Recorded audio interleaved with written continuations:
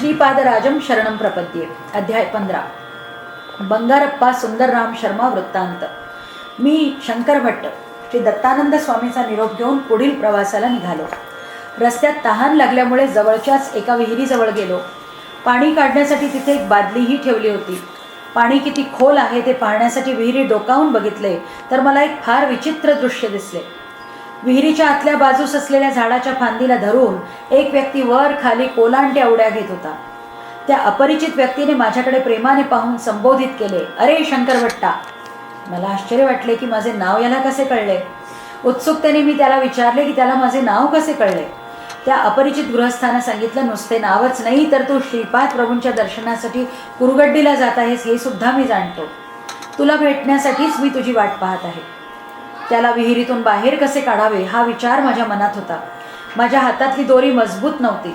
माझ्या मनातील भाव ओळखून तो पुण्यपुरुष म्हणाला, तुझ्यासारख्या प्रापंचिक बंधनात अडकलेल्या व संसार कूपात पडलेल्या मानवाला माझ्यासारख्या विचित्र योग प्रक्रियेच्या आत्मानंदात मग्न असलेल्या बंधरहित आणि मुक्त व्यक्तीला बाहेर काढणे कसे शक्य आहे. मी स्वतःच इथून उठून बाहेर येईन. माझी शक्ती कमी पडल्यास श्रीपाद प्रभू दया करून त्यांच्या शक्तीचे कृपादान करतील. असे म्हणत तो तत्क्षणीच माझ्या शेजारी येऊन उभा राहिला. मी संभ्रमित झालो. तो म्हणाला, माझे नाव बंगारप्पा आहे. तू तहानलेला दिसतोस, मी तुझी तहान भागवतो. असे म्हणून त्याने जवळच असलेल्या बादलीने भराभरा पाणी काढले आणि स्वतःच ते पाणी गटागटा पिऊन टाकले. चमत्कारिकपणे माझी तहान भागली. पाणी तो पित होता आणि तहान माझी भागली. या गोष्टीचे मला फार आश्चर्य वाटले. त्यानंतर आम्ही दोघांनी एकत्र प्रवास सुरू केला. तो सांगू लागला, मी स्वर्णकार कुटुंबातील आहे. मंत्रतंत्रात मी प्रवीण आहे. मंत्रतंत्राच्या सामर्थ्याने नावडत्या व्यक्तीला मारून टाकण्याची विद्या मला अवगत होती. भूत प्रेत पिशाच्च यांच्याशी माझे सख्य झाले. मी स्मशानात विविध विधींचे प्रयोग करीत असे. माझे नुसते नाव सुद्धा ऐकून लोक घाबरत असत. मी जिथे जिथे जाई तेथील लोक मी भूत प्रेतांशी संबंधित प्रयोग करू नये म्हणून मला विपुल धन आणून देत. त्या धनाचा पुष्कळचा भाग माझ्या अधीन असलेल्या भूत पिशाच्यांना बळी देण्यात खर्च होईल.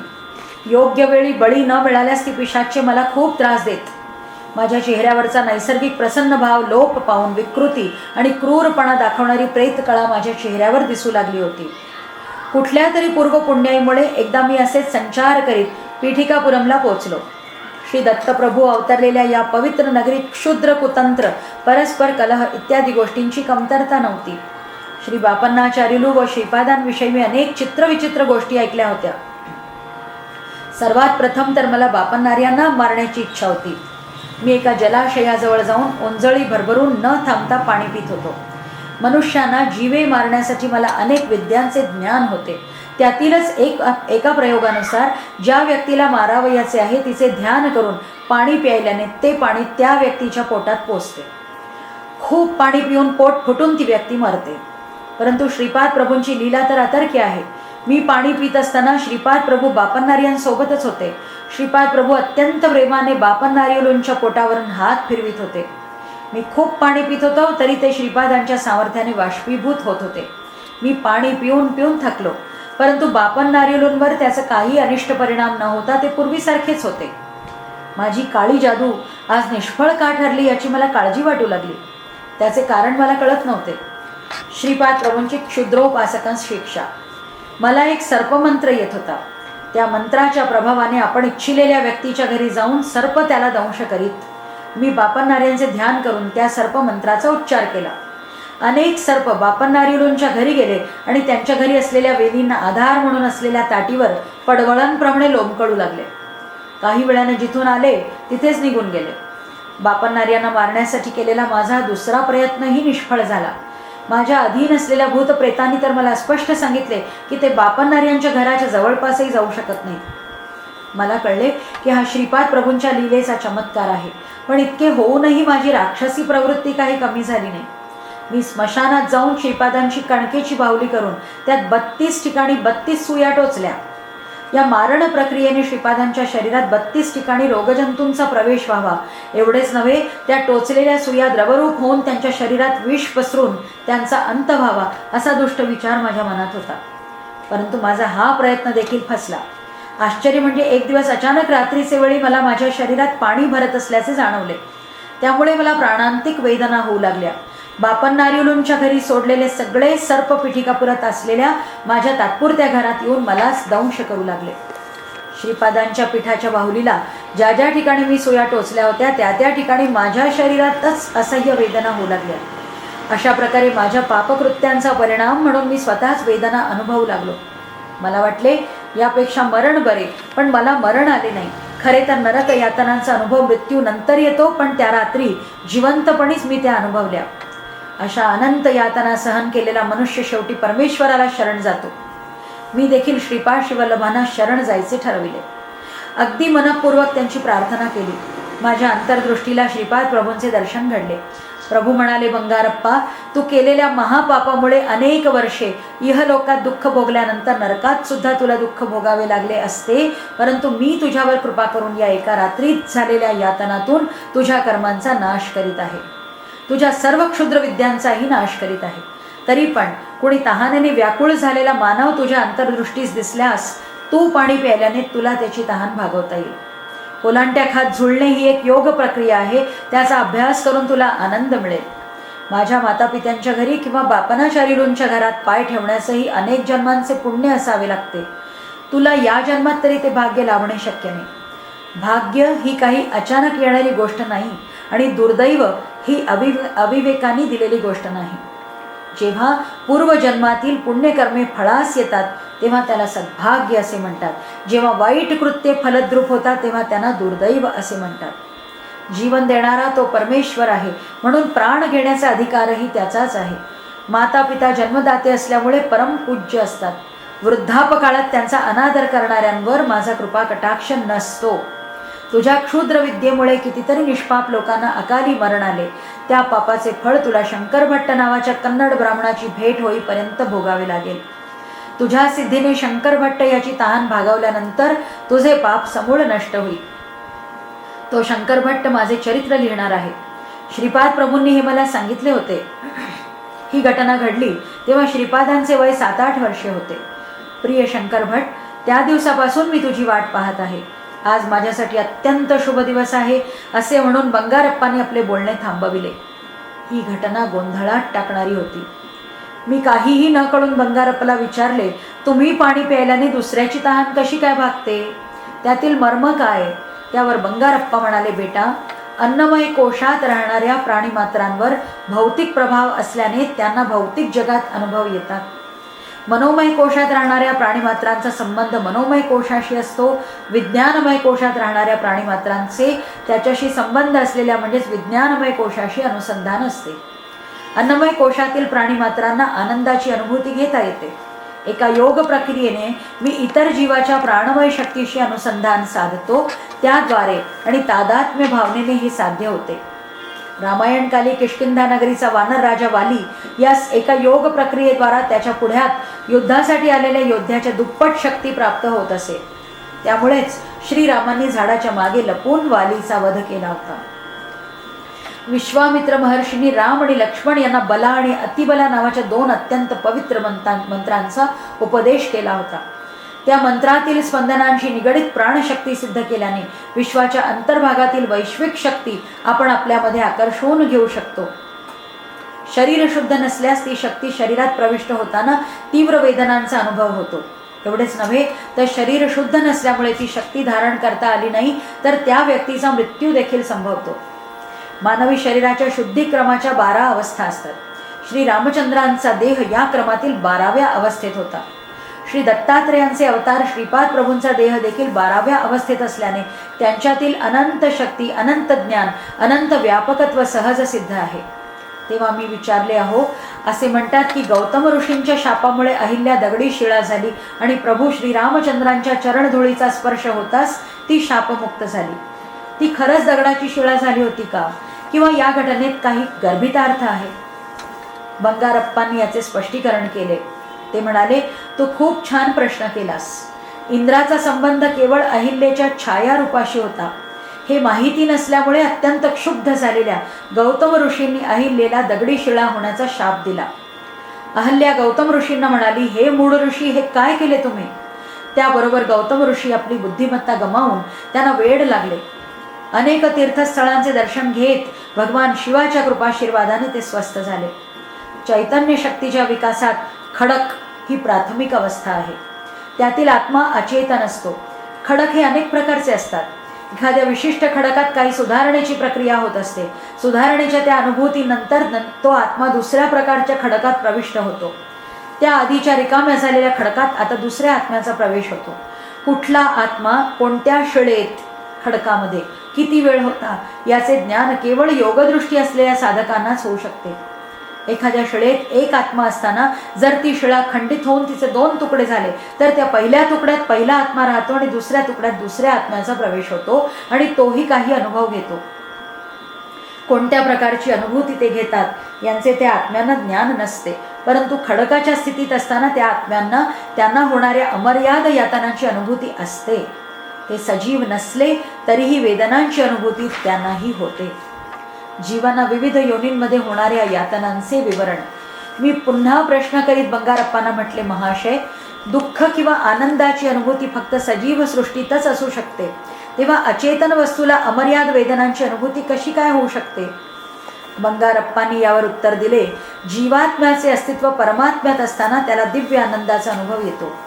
या अनुभवाचे वर्णन भाषेत किंवा शब्दात व्यक्त करणे शक्य नाही आणि मनाने कल्पना करण्याचाही हा विषय नाही. तसेच जीवात्मा जेव्हा शिळेत असतो तेव्हा दिव्यानंदाच्या उलट महादुःखाचा अनुभव घेतो.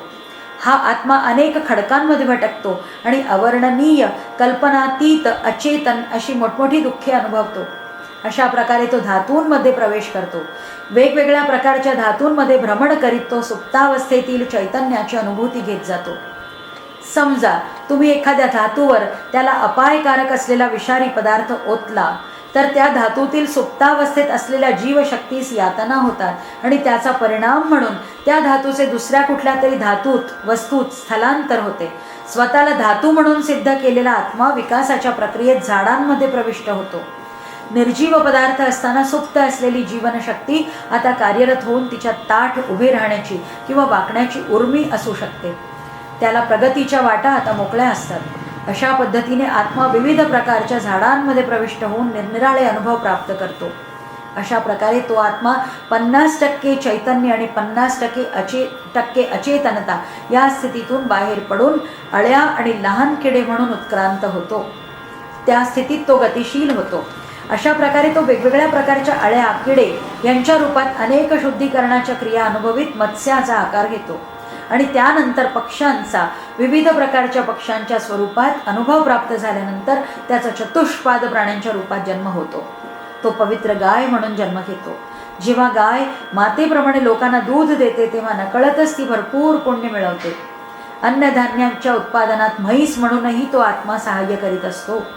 पुढील जन्मी तो मनुष्य देह धारण करतो. मानसिक दृष्टिकोनाच्या प्रभावाने त्यात विचार उत्पन्न होतात आणि त्यानंतर त्या विचारांचे कर्मात रूपांतर होते. अशा प्रकारे माणसाच्या विचारांप्रमाणे तो सत्कर्म किंवा दुष्कर्मांकडे प्रवृत्त होतो. साधन मार्गातील 7 भूमिकांचा विचार. मानवाच्या विकासाच्या प्रक्रियेत 7 भूमिका असतात. पहिल्या भूमिकेत तो शरीराच्या स्थूल आणि सूक्ष्म इंद्रियांचा एकच वेळी उपयोग करू शकतो. दुसऱ्या भूमिकेत सूक्ष्म देहेंद्रियांच्या आधारे सूक्ष्म प्रपंचाचे अनुभव घेऊन छोटे छोटे चमत्कार करण्याचे सामर्थ्य त्याला प्राप्त होते. तिसऱ्या भूमिकेत सूक्ष्म शरीराद्वारे तो दूर दूर प्रयाण करू शकतो. तिसऱ्या आणि चौथ्या भूमिकेच्या मध्ये एक वशीकरण केंद्र असते. या वशीकरणाच्या समयी जी अवस्था मिळेल त्याच अवस्थेत जिथल्या तिथे राहावे लागते. गौतम ऋषींनी अहिल्याला शाप दिला तेव्हा ती आश्चर्यचकित झाली. तिला आपण शिला चैतन्यात आहोत असे वाटले. प्रभू श्री रामचंद्रांचे दर्शन होईपर्यंत ती त्याच स्थितीत राहिली. अहल्येचे शरीर शिळा अवस्थेत पोचले नसून फक्त तिचे मन पाषाण स्थितीत गेले होते. म्हणजेच ती तिसऱ्या आणि चौथ्या भूमिकेच्या मध्ये असलेल्या वशीकरण केंद्रात राहिली. श्री रामचंद्रांच्या चरणधुलीचा स्पर्श होताच तिचे मनोपुष्प विकसित होऊ लागले आणि ती स्वतःच्या सहज अवस्थेत परत आली. चौथ्या भूमिकेत पोचलेल्या आत्म्याला अतिशय विस्तारित योगशक्ती लाभते. आपल्या अंतरात्म्याच्या प्रेरणेनुसार आपल्या योगशक्तीचा विनियोग लोककल्याणासाठी केल्याने अत्यंत उच्च स्थिती प्राप्त होते. परंतु पापकार्याला कारणीभूत होणाऱ्या तुच्छ स्वार्थ प्रयोजनासाठी ही शक्ती वापरल्यास पतन होऊन शिला चैतन्य अवस्थेत पडण्याची भीती असते. त्यानंतर अनेक सहस्र जन्मानंतर मानव योनीत जन्म मिळू शकतो. 5व्या भूमिकेत असलेले साधक संकल्प ज्ञानी असतात. 6व्या भूमिकेत असलेले साधक भावज्ञानी असतात.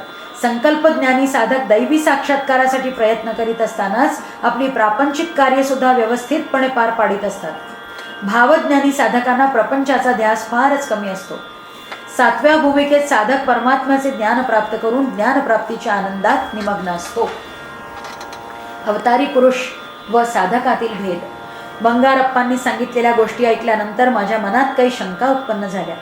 त्यांचे निरसन करण्यासाठी मी त्यांना विचारले, महाराज, हा परिणामक्रम फक्त जीवांमध्येच असतो का, की हे अवतारी पुरुषांनाही लागू होते? तेव्हा बंगारप्पा म्हणाले, अवतारी पुरुष काळाच्या महिम्याने निर्माण होत असतात. मानव जेव्हा नराचा नारायण होतो तेव्हा त्याला समर्थ सद्गुरू असे म्हणतात, आणि देव मानव रूपाने जन्म घेतो त्याला अवतारी पुरुष म्हणतात. मासा पाण्यात वेगाने पोहू शकतो. कासव, कूर्म पाण्यात आणि जमिनीवर दोन्ही ठिकाणी राहू शकते. वराह अर्थात खड्गमृग जमिनीवर सहजपणे चालणारा प्राणी आहे.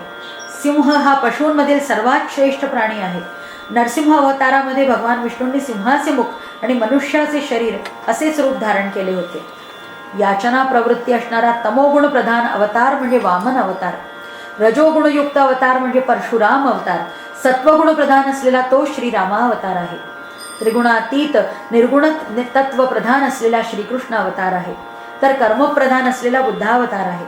समस्त सृष्टीतील एकत्वातील अनेकत्व आणि अनेकतत्वातील एकत्व स्वतःमध्ये सामावून घेणारा अत्यंत अद्भुत, अत्यंत विलक्षण युगावतार म्हणजे श्रीपाद वल्लभावतार आहे. असा कुठलाही योग संप्रदाय, मत आणि धर्म नाही ज्यांचा श्रीपादांशी ऋणानुबंध नाही. श्रीपाद प्रभूंची स्थिती बुद्धिवंतांच्याही आकलनापलीकडील आहे. त्यांच्यासारखे तेच आहे, दुसरे कुणीच तसे नाही. सर्व सिद्धांतांचा, संप्रदायांचा समन्वय त्यांच्यातच आहे. या सृष्टीचा आदी आणि अंतिम बिंदू सुद्धा तेच आहे. स्पंदनशील अशा या जगत व्यापाराचे निरीक्षण करणारे, संकल्प करणारे आणि क्षय करणारे तेच आहे. हे अत्यंत गूढ असे दैव रहस्य आहे. सप्तर्षींना सुद्धा जे समजले नाही ते मी काय सांगू. बाबा रे शंकर भट्टा, तू धन्य आहेस. त्यांची अव्याज करुणा ज्यांना लाभेल ते धन्य होत. अन्य जीव व्यर्थ आहेत. सत्कर्म आणि दुष्कर्मांचे फलविवरण. मी शंकर भट्टांनी त्यांना विचारले, महाराज, माझ्या मनात एक शंका आहे, त्याचे समाधान करावे अशी मी तुम्हाला विनंती करतो. समस्त कर्मांचा बोध करून देणारा तर तो परमेश्वरच आहे. मग तो काही लोकांना चांगले आणि काहींना वाईट असे जन्माला का घालतो? हा प्रश्न ऐकून बंगारप्पा जोरात हसले आणि म्हणाले, तू चांगला प्रश्न विचारला आहेस. समस्त सृष्टी द्वंद्वातूनच रचली गेली आहे. मृत्यूची भीती नसल्यास जन्मदात्री आई देखील आपल्या अपत्यावर प्रेम करणार नाही. वेदांमध्ये पुरुष शब्द आत्मा या अर्थाने वापरला असला तरी आत्म्याचा अर्थ पुरुष नाही. आत्मा हा शब्द पुरुषांच्या वर्चस्वाचा सूचक नाही. ज्याप्रमाणे मानव धर्म व दिव्य धर्म यात फरक आहे, त्याचप्रमाणे मानव धर्म व प्राणी धर्मातही फरक आहे. अशा परस्पर विरोधी जोड्या, द्वंद्व नसतील तर प्रगती आणि उन्नती होणे शक्यच नाही. परमेश्वर सर्व शक्तिमान आहे याचा अर्थ असा नाही की त्याच्यात केवळ शुभसृजनात्मक शक्ती आहे. दुःख अनुभवल्यावरच मानवाला सुखाची उत्कंठा होते. दुःखाचे ज्ञान असल्याशिवाय सुखानुभूती होणे शक्य नाही. आपण नभोमंडळात बघत असलेले कोट्यावधी तारे जेव्हा अस्तित्वात आले तेव्हा ते विखुरलेल्या स्वरूपात होते. ते एकमेकांवर आदळल्यावर काही अधिक तारे निर्माण झाले. ही प्रक्रिया अनेक वेळा घडल्यानंतर आज आपण पाहत असलेले सुनियोजित तारकापुंज निर्माण झाले. सूर्यमंडळातील ग्रह सुस्थिर कक्षेत सूर्याभोवती फिरत आहेत. अशा प्रकारे परस्पर आकर्षण व विकर्षणाने सृष्टी गतिमान आहे. ज्याला परमेश्वराबद्दल आकर्षण वाटते तो आस्तिक होऊन सत्कर्मे करीत असतो. त्याच्या उलट परमेश्वराबद्दल विकर्षण असणारा नास्तिक होऊन दुष्कृत्य करीत असतो. आस्तिक व नास्तिक या दोहोंचेही आधारस्थान म्हणजे तो परमेश्वरच असतो. सत्कृत्य व दुष्कृत्य दोन्ही करणाऱ्यांचा प्रमुख आधारस्तंभ तो परमेश्वरच आहे. सृष्टीचक्रात अविचल असे काही नाही. आपण आज ज्यांना चांगले म्हणतो त्यांनी कोणत्या तरी जन्मात दुष्कृत्य केलेली असतात. त्यामुळे या जन्मात सत्शील असूनही ते दुःखांना टाळू शकत नाही. त्याचप्रमाणे वाईट लोक त्यांनी पूर्वी केलेल्या चांगल्या कर्माचे फळ म्हणून त्या पुण्याचे फळ मिळून या जन्मात सुखे उपभोगतात. पाप किंवा पुण्य तत्काळ फळे देत नाहीत, परंतु तीव्र पाप किंवा पुण्य तत्काळ फळे देतात. आपले जीवन सुखमय होण्यासाठी माणसाचे आचरण कसे असावे याचे मार्गदर्शन आपल्या सद्ग्रंथांमध्ये असते. चांगले व वाईट कर्म करण्यासाठी परमेश्वराने मानवास मर्यादित स्वातंत्र्य दिलेले आहे. दुराचरण वाढून सदाचरणी लोक निराधार होऊ लागतात, तेव्हा परमेश्वर आपल्या मायेसहित अवतार घेतात। जन्म अथवा मृत्यूची बाधा नसलेला परमेश्वर देखील मानवाच्या रूपात अवतरून सामान्य जनात वावरतो, हे खरेच आश्चर्य आहे। वेलू प्रभू महाराजांचा गर्वभंग। पीठिकापुरम नगरीचा राज्यकर्ता वेश पालटून काही वेळा नगरात फिरून प्रजेच्या स्थितीचे अवलोकन करीत असे। त्या महाराजांना एकदा श्रीपाद श्रीवल्लभांना भेटण्याची इच्छा झाली। त्यांनी तत्काळ आपल्या सेवकाला अप्पलराजांच्या घरी पाठवून अप्पलाज शर्मा, बापन्नारिलू व श्रीपाद प्रभू या तिघांनाही आपल्यासमोर किल्ल्यावर आणावे अशी आज्ञा केली। हे अपमानास्पद आमंत्रण श्रीपाद प्रभूंनी तर तात्काळ नाकारलेच।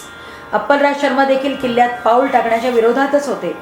बापन्नाचार्य तर कधीच आपल्या सत्सद्विवेक बुद्धीच्या अंतःप्रेरणेविरुद्ध कुठेच जात नसत। श्री बापन्नारिलूंनी श्रीपादांना विचारले, सोनुल्या, राजवाड्यावर जायला तुझी काही हरकत आहे का? श्रीपादांनी उत्तर दिले, तात, राजाच्या मनात भक्तिभाव नाही, माझे दर्शन होणे एवढे सोपे नाही। श्रीपाद स्वामींनी राजाच्या सेवकाला थोडे तुटकपणे म्हटले, तुमचे महाराज तर केवळ या पीठिकापुरमचे राजे आहेत, परंतु मी तर या समस्त विश्वाचा चक्रवर्ती सम्राट आहे। तुमच्या महाराजांना सांगा की माझ्या दर्शनाची इच्छा असल्यास त्यांनी स्वतः इथे यावे। त्यांना हे सुद्धा सांगा की त्यांनी रिक्त हस्ताने माझ्याजवळ येऊ नये, काही नजराणा देणे आवश्यक आहे। जर ते मला गुरु मानत असतील तर गुरुदक्षिणाही द्यावी लागेल। श्रीपाद श्रीवल्लभ जसे समस्या निर्माण करण्यात चतुर आहेत, तसेच प्रश्न सोडविण्यातही कुशल आहेत। आता जर पीठिकापुराचे महाराज क्रोधित झाले तर त्याचे काय परिणाम होतील या विचाराने व्यंकटप्पय्या श्रेष्ठी, अप्पलराज व बापन्नारे तिघांनाही काळजी वाटू लागली। सेवकांनी श्रीपाद स्वामींचा निरोप राजाला कळवला। तो ऐकून महाराज अत्यंत क्रोधित झाले आणि म्हणाले, या दुर्बल ब्राह्मणांना कळू दे की मी केवळ मनातही आणले तर त्यांची काय गत करू शकतो। त्यांना कल्पना नाही की मी किती सामर्थ्यवान आहे। हे वाक्य बोलत असतानाच त्यांच्या अंगातील सर्व शक्तीच नाहीशी झाली आणि ते त्राणरहित झाले। अशक्तपणामुळे त्यांना भोवळ येऊन ते खालीच कोसळले। त्यांना काहीच करता येत नव्हते। आता सर्व कामे ते सेवकांच्या मदतीने करू लागले। तेवढ्यात राजाच्या मनःचक्षूंपुढे एक अत्यंत कुरूप स्त्री उभी राहिली। तिने गर्जना केली, मी शक्ती आहे, मी तुझ्या शरीरात उड्या मारित आहे, आणि जोरात ती महाराजांच्या शरीरात प्रविष्ट झाली। त्या शक्तीचे हे भयंकर आक्रमण राजाच्याने सहन झाले नाही। त्याला वाटले की त्याच्या सगळ्या हाडांचा भुगा झालाय। अत्यंत क्षीण आवाजात तो ओरडला, ताबडतोब माझ्या शरीरातून बाहेर जा।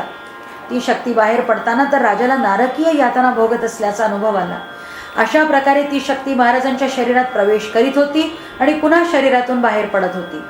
या दोन्ही क्रियांमुळे राजाला मात्र नारकीय यातना आणि वेदना होत होत्या। सैनिकांच्या द्वारे ही माहिती राजपुरोहित श्री कोट सुंदरराम शर्मा यांना कळवली गेली। राजपुरोहितांनी श्री दत्तात्रेयांची अत्यंत श्रद्धाभावाने पूजा अर्चना करून तो तीर्थप्रसाद महाराजांना आणून दिला। राजाने ती विभूती कपाळावर लावताच शक्तीची हालचाल थांबली। राजपुरोहित म्हणाले, पाहिले ना, आमच्या अर्चनेचे तत्काळ फळ मिळते। आपण श्रीपाद श्रीवल्लभांच्या दर्शनाची इच्छा केली ती व्यर्थ होय।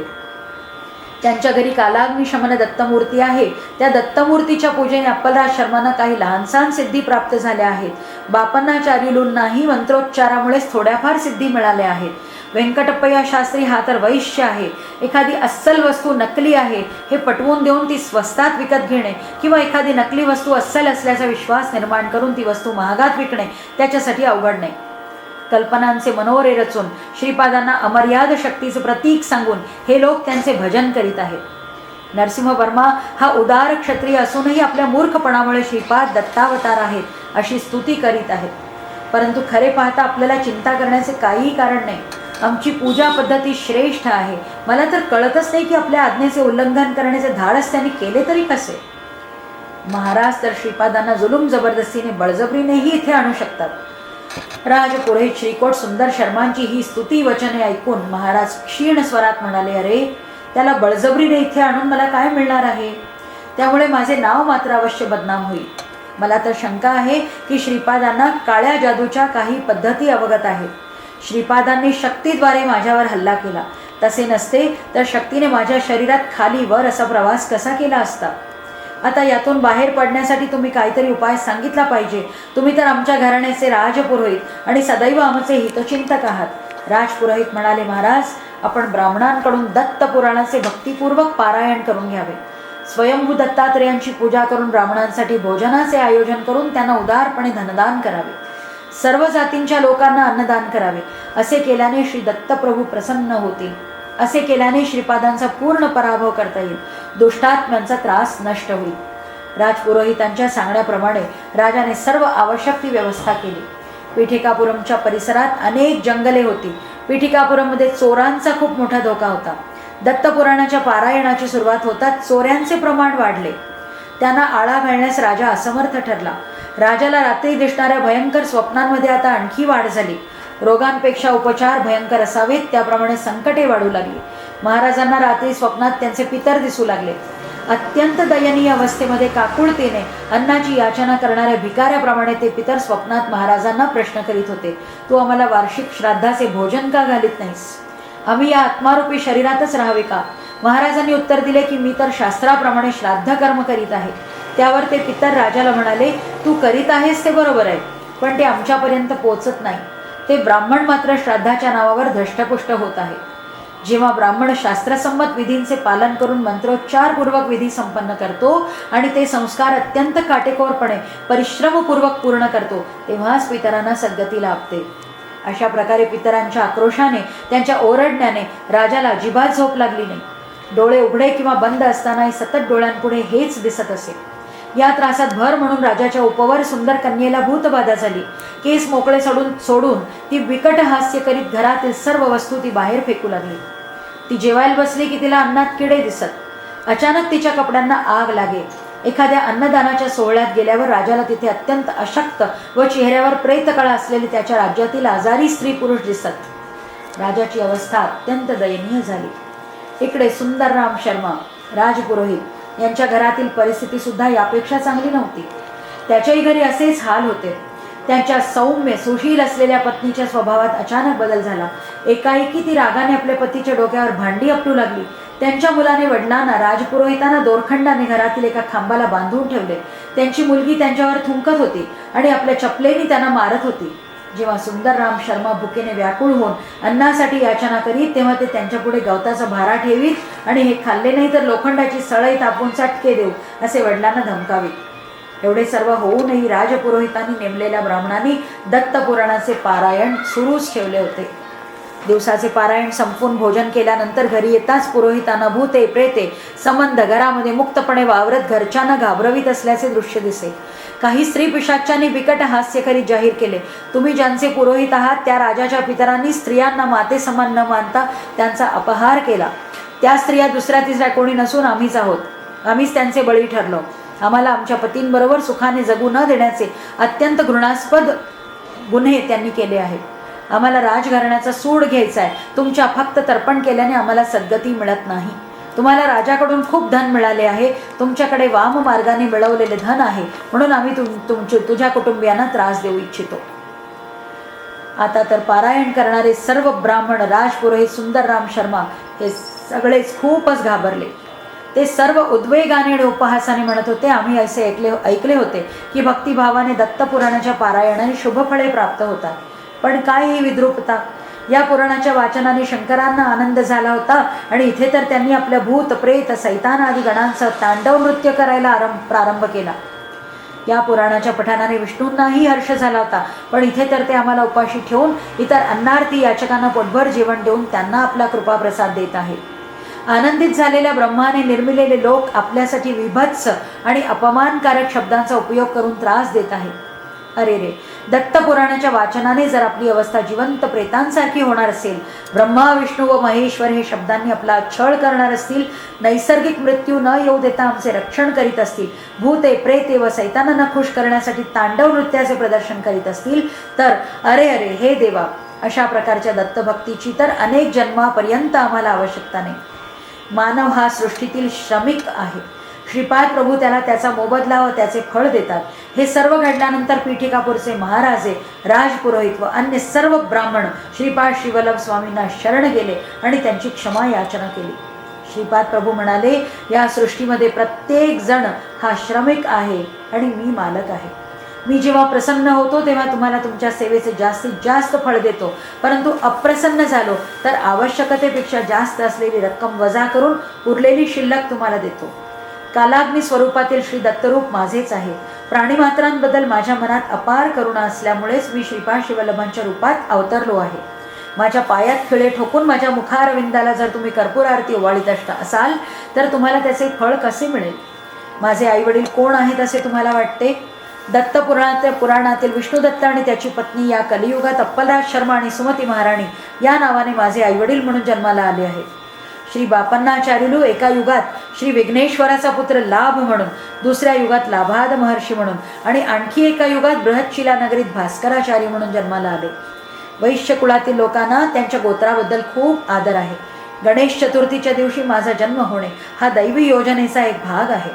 वासवी कन्यका परमेश्वरीच्या अवतार कालापासूनच श्री व्यंकटप्पय्या श्रेष्ठी व सिंहाचल क्षेत्रातील भगवान नृसिंहाचे माझे रूप व नरसिंहवर्मा यांचा ऋणानुबंध चिरस्थायी आहे. ते म्हणजे नरसिंहवर्मा खरोखरच धार्मिक वृत्तीचे असल्याने या अवतारातही त्यांचा माझा संबंध जुळला आहे. मी माझ्या पुढील नृसिंह सरस्वती अवतारामध्ये माझ्या आजोबांसारखा म्हणजे बापन्नाचार्यांसारखा दिसेन. ते जसे आपल्या तांब्याच्या कमंडलूतील जलाचे प्रोक्षण करून भूतप्रेतांची त्यांच्या योनीतून सुटका करतात, तसेच मी सुद्धा त्या अवतारामध्ये जेव्हा गंधर्वपुरात गाणगापुरात राहीन त्यावेळी भूतप्रेतांची त्यांच्या योनीतून सुटका करीन. त्या भूतपिशाच्यांना सद्गती देईन. विपुल धनसंपत्ती शक्ती सामर्थ्य असले तरी त्याचा गर्व कधीही करू नये. संपत्ती ही सत्याच्या मार्गानेच कमावलेली असावी, अन्यथा दुःख किंवा संकटांना तोंड द्यावे लागते. माझ्याकडे तुमचा संपूर्ण हिशोब असतो. माझ्या कनवाळूपणामुळे तुमच्या पापकर्मांची फळे मी रद्द केली आहेत असे जाहीर करतो. तुम्हाला कोणी पापी म्हणून नाउमेद केल्यास पापनाशासाठी आर्त भावाने मला शरण येऊन श्रीपाद शिवल्लभा दत्तात्रेया दिगंबरा अशी हाक मारल्यास मी तुमच्या समस्त पापांचे दहन करून तुम्हाला पुण्यात्मा करीन. तुम्ही सत्याला असत्य आणि असत्याला सत्य केल्यामुळे तुम्हाला एवढ्या संकटांना तोंड द्यावे लागले.